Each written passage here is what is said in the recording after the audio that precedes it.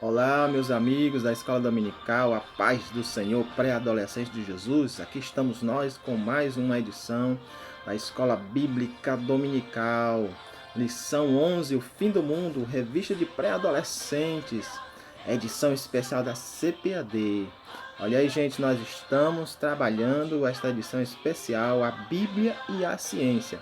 Estamos aqui mais uma vez para ministrar a Escola Bíblica Dominical para você, com esse tema importante em que ele nos desperta a ideia de preparação para a volta de Jesus, o fim do mundo. Será que o mundo vai acabar? O que é que vai acontecer nos últimos dias? Nós temos que entender que a Bíblia não fala de fim do planeta. O planeta não vai ser extinto, o planeta não vai explodir, o planeta não vai entrar numa hecatombe onde o planeta vai chegar ao fim, não. Haverá novos céus e nova terra. É isso aí, gente. Então, vamos aqui seguir esta lição tão importante. Eu vou desligar ainda aí a câmera, tá certo? Para o vídeo não ficar muito pesado. Então, você vai acompanhar comigo nesses slides. Trouxe poucos slides. Nós não vamos fazer um aprofundamento escatológico, mas nós vamos seguir o texto bíblico, tá certo? Para que nós possamos, então, aí ter uma noção do que é esse fim do mundo, tá? O que Jesus falou a respeito das profecias que iriam ser cumpridas nesses últimos dias. É isso aí, gente. Então, vamos lá. Eu quero que você preste bastante atenção nesse assunto, porque ele é muito importante para você, tá bom? Para nós todos que estamos nesses últimos dias. Olha só, deixa eu desligar aqui o vídeo, muito bem. Deixa eu desligar aqui a nossa musiquinha, dar uma baixada na musiquinha, ok. Muito bem, então vamos lá, gente, olha, nós vamos acompanhar, tá, o assunto aqui pelo capítulo 24 e 25. E também vamos fazer referência à segunda carta de Pedro, capítulo 3, tá certo? Antes de mais alguma coisa, eu quero aqui mostrar aqui a imagem que, vamos dizer assim, a imagem que colocou aqui as características, que desenhou aqui, pintou, né?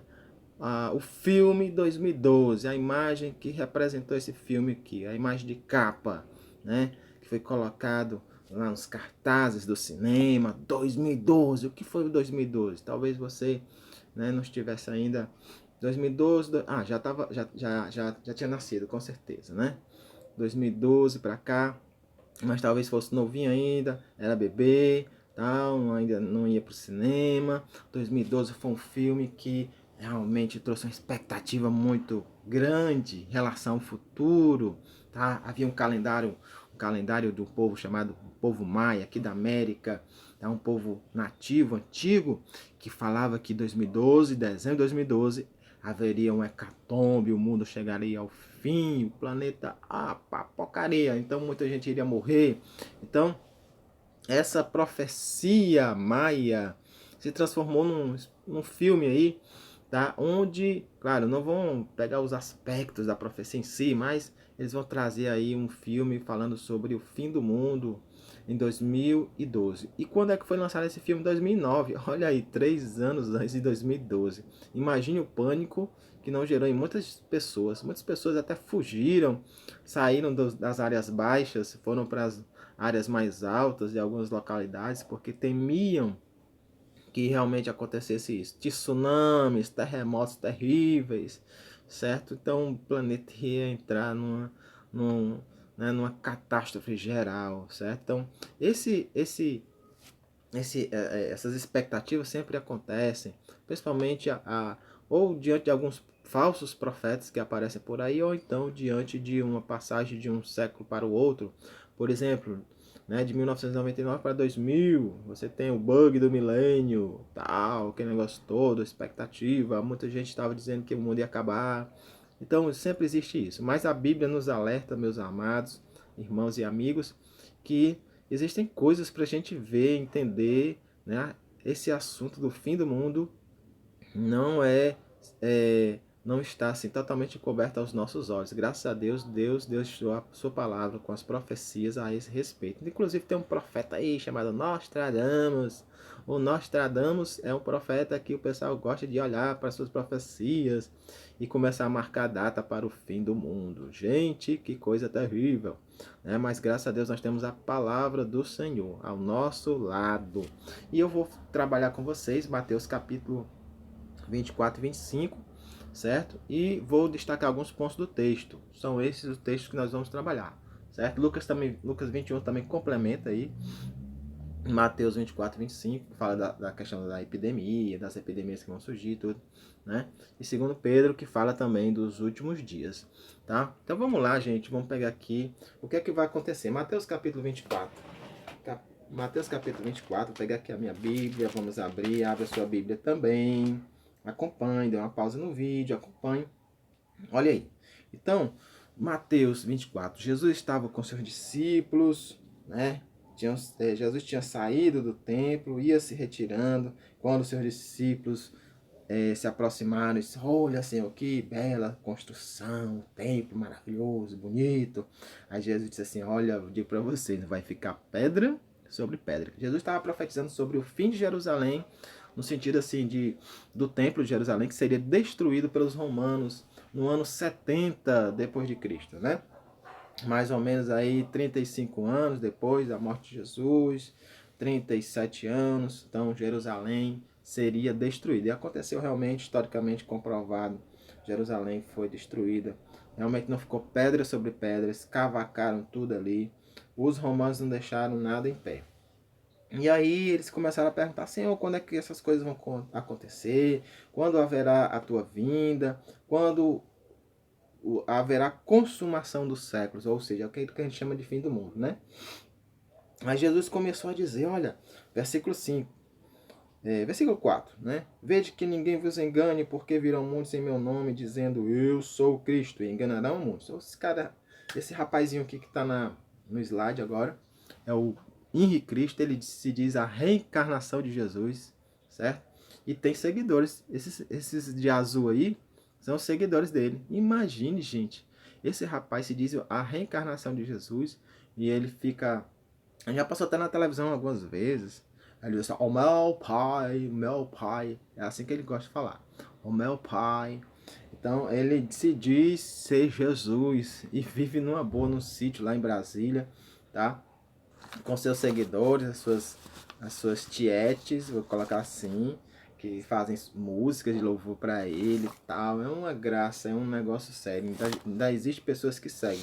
Mas não foi só ele não, gente. Durante a história todinha apareceram vários falsos cristos. Olha, a super interessante, ela faz o levantamento de cinco nomes, né? Que apareceram aí no século XXI. Eu peguei isso no site da Super Interessante, de 9 de fevereiro de 2018. 5 nomes de 5 pessoas, 5 carinhas que se diziam a reencarnação de Cristo. Veja só, na Sibéria, na Rússia, em 1992, apareceu um rapaz, o Sergei Torop, tá? Ele se chama Vissarion, tá? O Vissarion apareceu se dizendo ser a reencarnação de Cristo. Eu não coloquei a imagem deles, não fiz uma pesquisa aprofundada de colocar a imagem, porque não há espaço aqui para a gente fazer isso. Quem sabe em outro momento.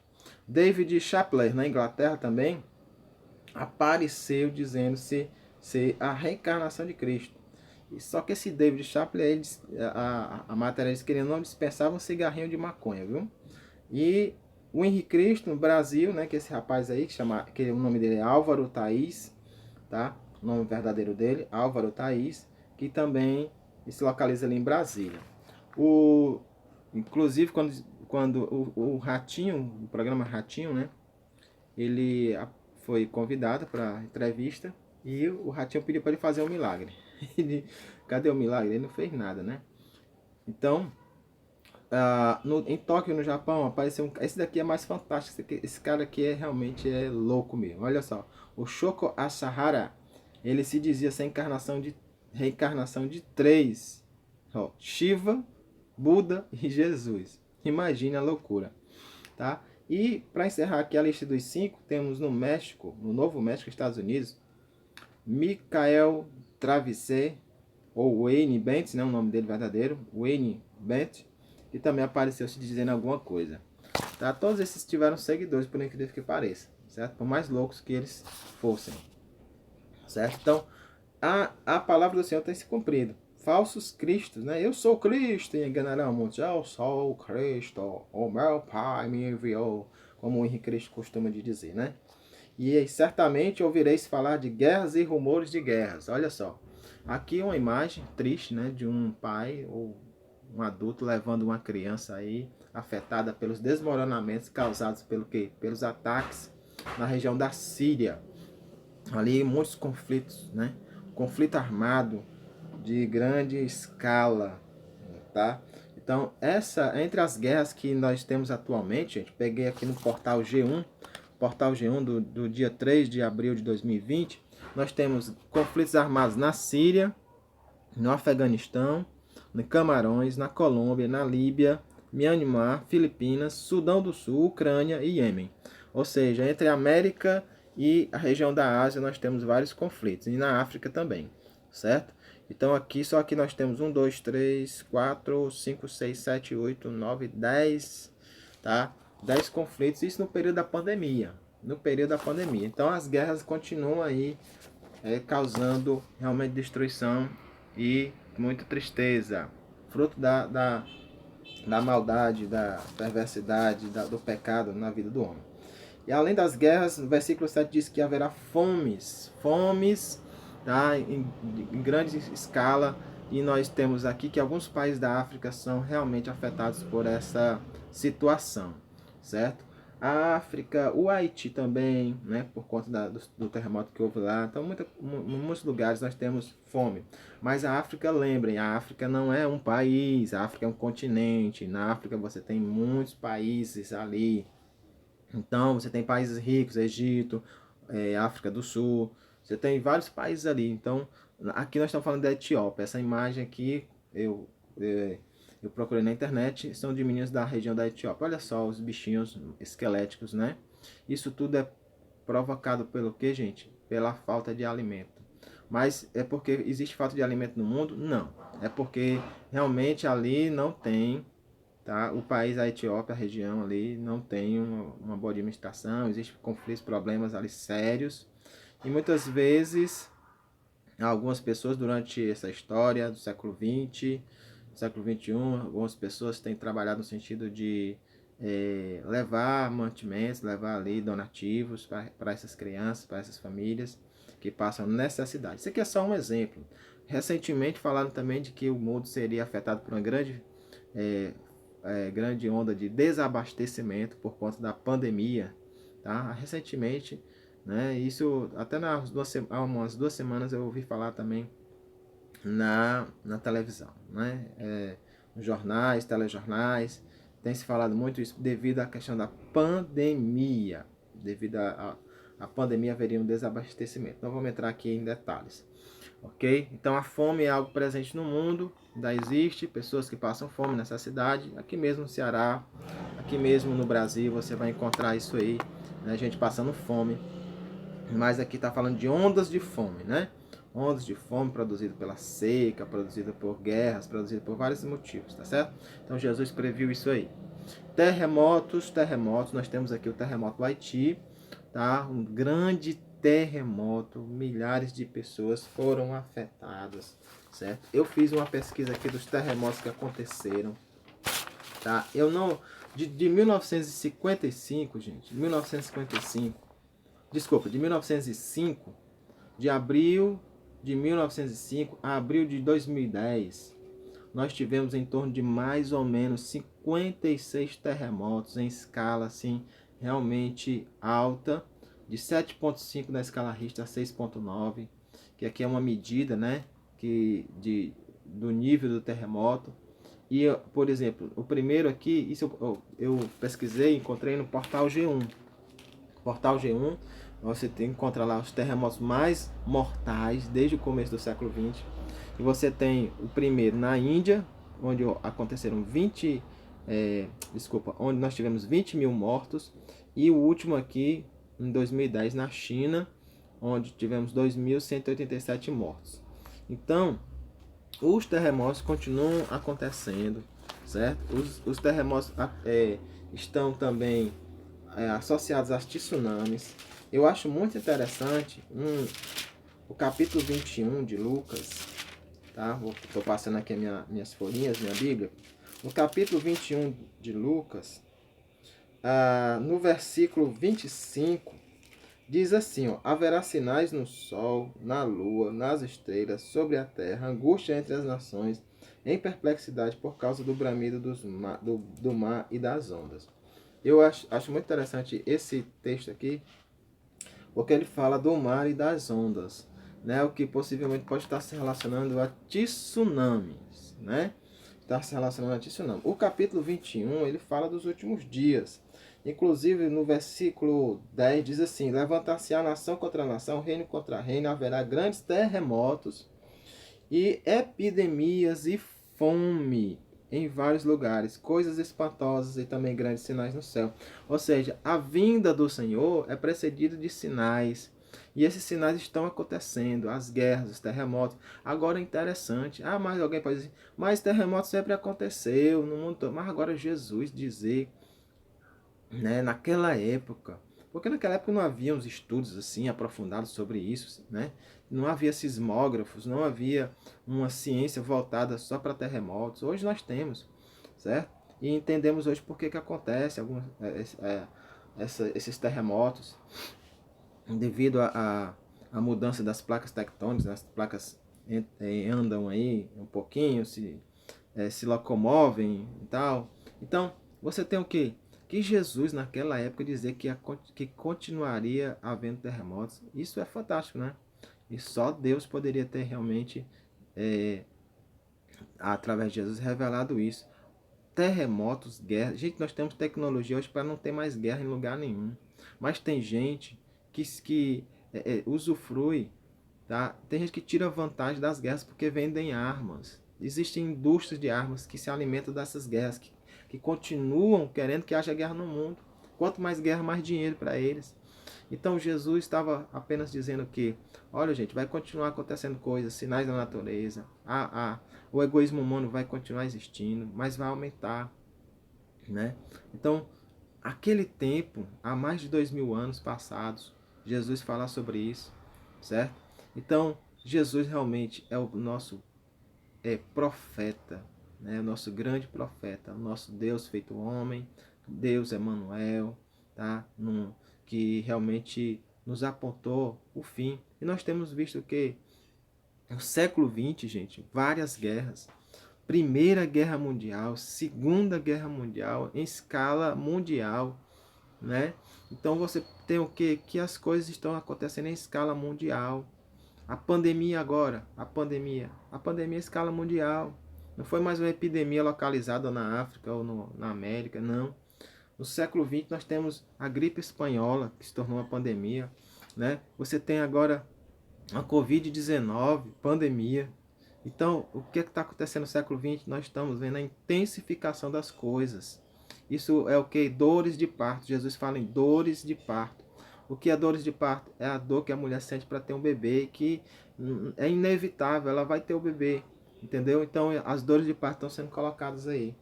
Então, isso mostra claramente, tá, que Jesus está voltando, né? Que o fim vai chegar, que o grande julgamento vai vir. Então, terremotos aqui, o terremoto do Haiti, certo?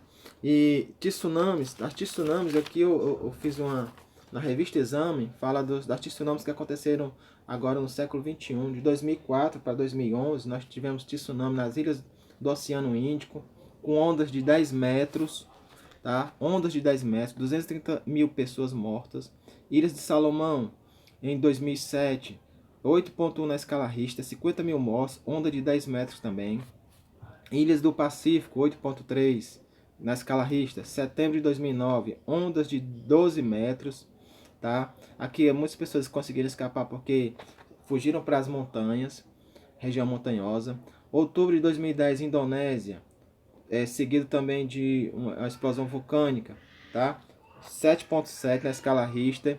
Fevereiro de 2010 no Chile, aqui na América Latina, você também tem. No Haiti, 250 mil mortos, que eu estou mostrando aí, né? 2010 no Haiti, 7,0 na escala Richter. E no Japão, em 2011, também seguido de tsunami, 13 mil mortes e 16 mil pessoas desaparecidas. Então é muita coisa acontecendo, mostrando a volta de Jesus.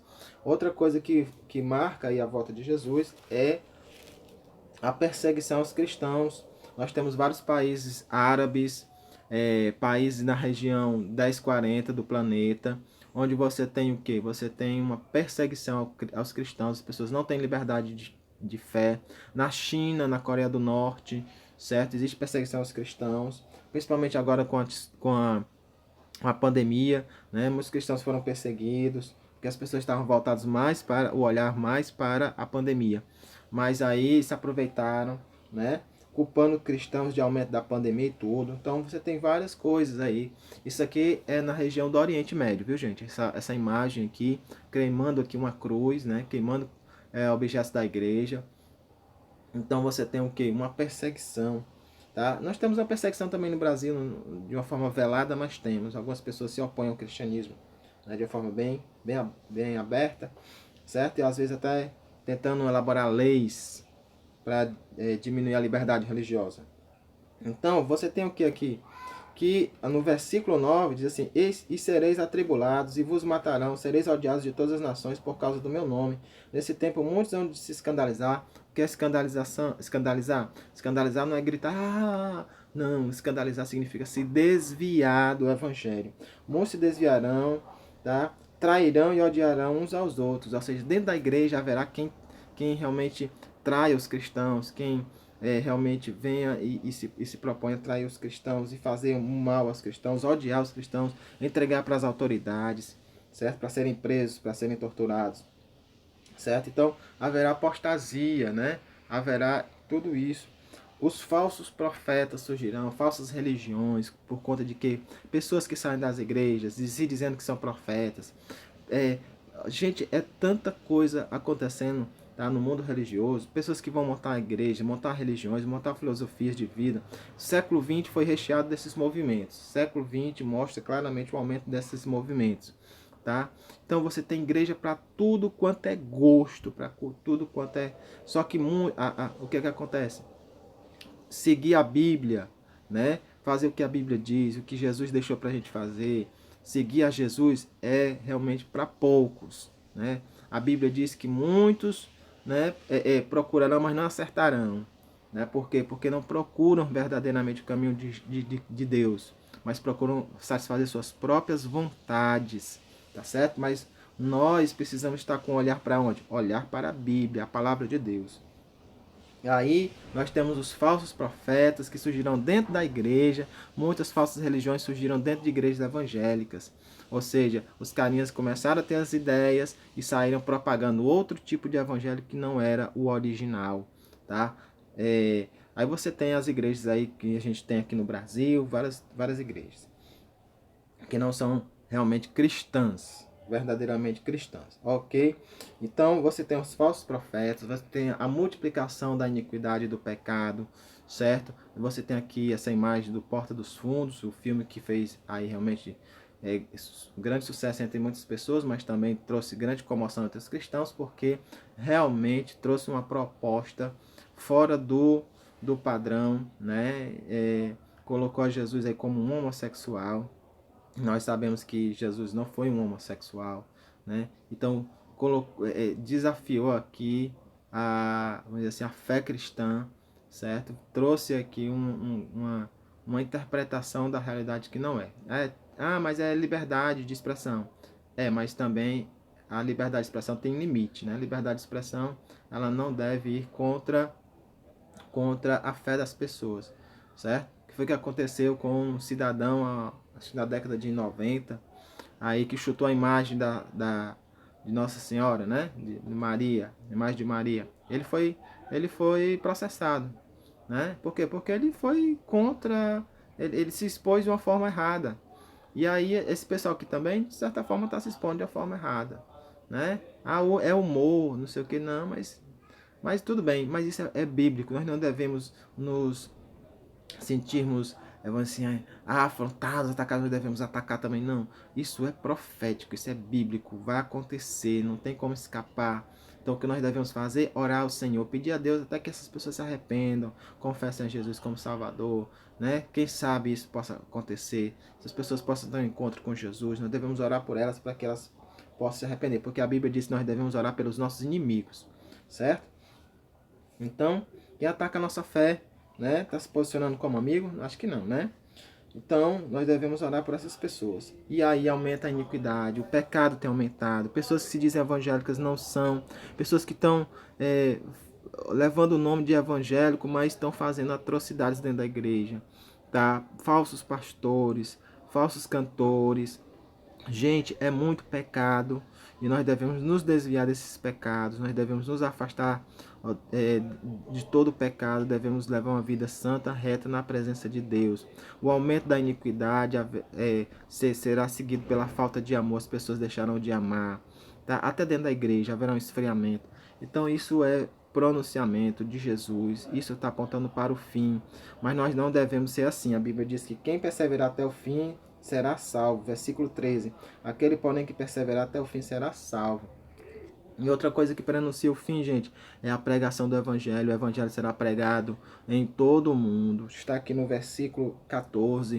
O versículo 14 diz: e o Evangelho será pregado em todo o mundo, então virá o fim. Então nós devemos apressar a vinda de Jesus. Como? Vamos investir em missões, vamos orar por missões, vamos pedir a Deus que os missionários do Senhor consigam alcançar o objetivo de Deus. Então, que Deus possa levantar mais pessoas com esse desejo, com essa vontade, com esse projeto de missões, tá bom? Então, seguindo aqui, como nós devemos viver diante de todas essas expectativas, gente? Nós devemos viver uma vida santa e reta. Deixa eu pegar aqui a segunda epístola de Pedro, para a gente ter aqui uma noção do que Pedro falou sobre esses últimos dias. Ele vai falar para a gente como a gente deve viver. Ele vai dizer aqui no capítulo 3 da segunda epístola, né?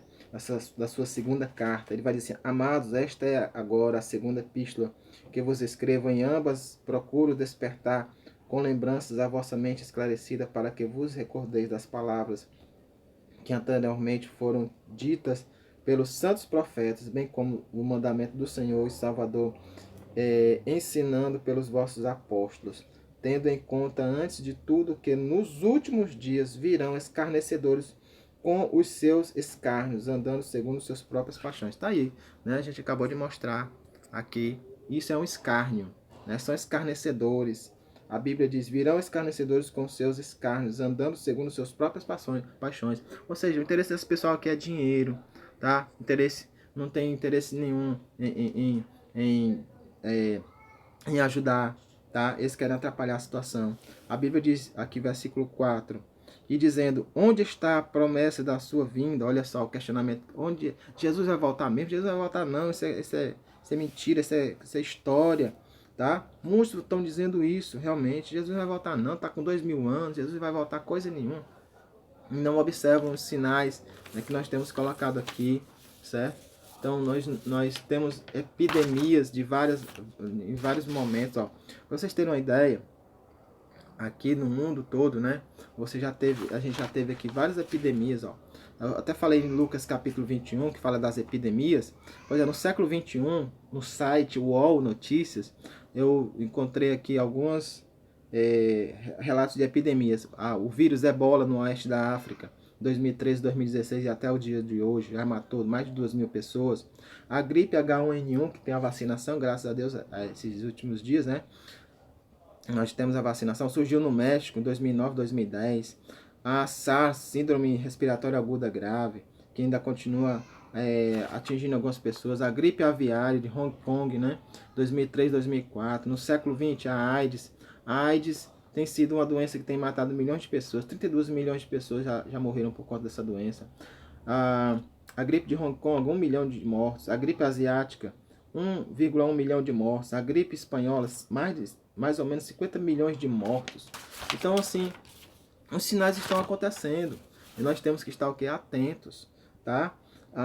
Nós temos aí que o mundo todo está polvoroso. Olha, no YouTube você encontra vários né, e vários outros artigos colocados na internet sobre a possibilidade de um meteoro atingir a Terra. Não se fala, não tem se falado tanto quanto nesses últimos dias de que isso pode acontecer, porque realmente a Bíblia fala lá em Apocalipse que um meteoro atingirá a Terra, mas em nome de Jesus nós não estaremos mais aqui, né? Isso será o que? Será a ira de Deus, a justiça de Deus sobre os filhos da iniquidade, os filhos da desobediência, que não amam ao Senhor, que se colocam contra a palavra de Deus, tá? Que blasfemam contra Deus. Então, a ira de Deus virá sobre esses injustos que não querem, apesar de tudo que a igreja tem feito para que eles possam ouvir o Evangelho. Então, eles dizem assim, porque desde que os pais dormiram, todas as coisas permanecem do jeito que foi desde a criação. Não vem, Jesus não vem não. É isso que eles dizem. Mas o que é que o apóstolo Pedro diz assim? Por que Jesus ainda não voltou? Versículo 9 diz assim: não retarda o Senhor a sua promessa, como alguns a julgam demorada. Pelo contrário, é ele longânimo para convosco, não querendo que nenhum pereça, senão que todos cheguem ao arrependimento. Longanimidade de Deus. Deus está esperando, Deus está calmamente esperando o momento de muitos aceitarem a Cristo, de confessarem a Jesus, para que então aconteça a volta, né? A volta do Senhor Jesus. Então, longanimidade de Deus é que faz isso. Ou seja, se Jesus voltar agora, muitos ficarão de fora, mas Deus sabe que alguns ainda aceitarão, que alguns ainda receberão a palavra do Senhor, que alguns ainda serão tocados pelo Espírito Santo de Deus. Então, imagine na época dos apóstolos, nós aquela pregação toda sendo feita ali na região da Ásia, mas ainda haviam muitos aqui na América que nunca tinham ouvido falar de Jesus, nunca tinham ouvido falar de Deus como realmente deveria ser. Então havia muita gente ainda na África, na Ásia, na Austrália, na América, tribos inteiras precisando ouvir falar de Jesus. Por isso que temos aí mais de 2000 anos de pregação do Evangelho e ainda há lugar no mundo que o Evangelho ainda não chegou. Então, a Bíblia claramente diz que quando o Evangelho for pregado, então virá o fim mesmo, o fim total, né? Então, é isso que vai acontecer. E o que é que o apóstolo Pedro diz para nós? O apóstolo Pedro diz que, no versículo 14, por esta razão, pois, amados, esperando estas coisas, empenhai-vos por seres achados por ele em paz, sem mácula e irrepreensíveis. O versículo 14 do segunda carta de Pedro diz para a gente viver em paz, sem mancha e irrepreensíveis. Significa o quê? A gente tem uma vida santa, né? Então, passando aqui para as parábolas de Jesus para a gente finalizar, não vou aprofundar, mas só citar.